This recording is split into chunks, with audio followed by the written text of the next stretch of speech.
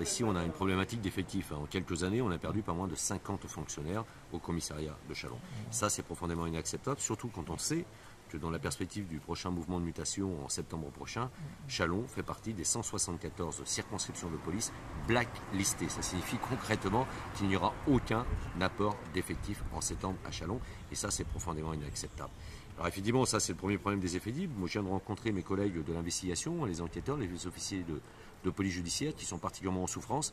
300 dossiers en attente pour certains. Donc à la fois, on a des collègues en souffrance et on a aussi je dirais, des victimes en souffrance. Et par le fait, bien évidemment, des justiciables qui ne peuvent pas être sanctionnés de par la surcharge de la procédure pénale. Donc il faut tout penser. Il faut aussi savoir que, notamment sur nos collègues de l'investigation, l'administration n'a pas budgété pour 2018 le paiement des astreintes. Donc on a des collègues qui malheureusement ne pourront pas être payés à la hauteur de ce qu'ils ont été payés, notamment en 2017. Donc ça, c'est inacceptable. Et d'un autre côté, ici, on veut que Châlons serve sur le département. On a à proximité, on a Dijon aussi.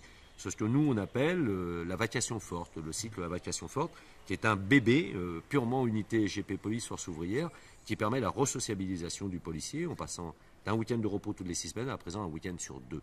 Simplement, on a en face de nous une administration particulièrement revancharde qui n'accepte pas je dirais, cette facilité de vie, cette conciliation de la vie familiale, privée, sociale et professionnelle du policier. Pourtant, les chiffres parlent d'eux-mêmes. Beaucoup moins d'arrêts de travail, des collègues qui retrouvent le sourire au travail, une motivation particulièrement palpable, mais aussi ça se traduit à des moments donnés par, je dirais, peut-être parfois une rationalisation de la présence sur la voie publique. Et vous savez que malheureusement, malgré ce que prétend à vouloir faire Gérard Collomb, on a toujours l'épée de Damoclès de la politique du chiffre derrière nous, avec des indicateurs qui permettent aux chefs de service de percevoir en fin d'année une indemnité de résultat et de performance particulièrement conséquente, qui plus est quand il s'agit d'un directeur ou d'une directrice.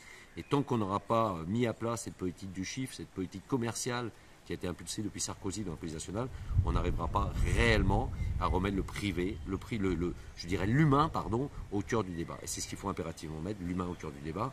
Ne perdons pas de vue quand même que nous sommes déjà rendus à 18 suicides dans nos rangs depuis le 1er janvier.